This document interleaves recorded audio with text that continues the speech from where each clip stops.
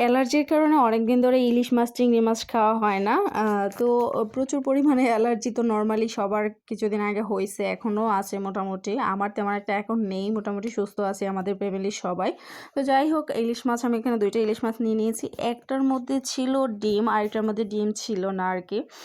তো আমি ফুলকোগুলোকে ভালোভাবে সুন্দর করে পরিষ্কার করে নিয়েছি। নরমালি ইলিশ মাছের ফুলকুরগুলোতে অনেক ময়লা থাকে আর কি।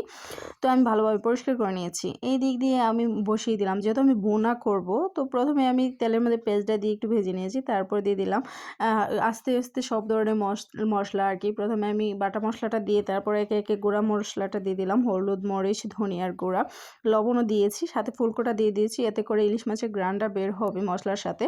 আর এই দিক দিয়ে ইলিশ মাছে তেমন একটা মশলার প্রয়োজন পড়ে না আর কি।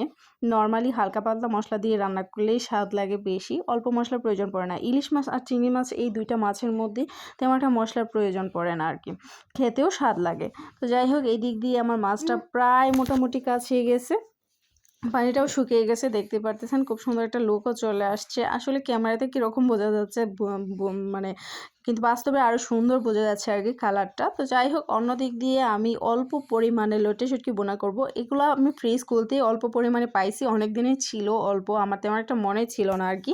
তো অল্প যেহেতু পাইছি, ভাবলাম আজকে একটু ভুনা করে নিই আর কি।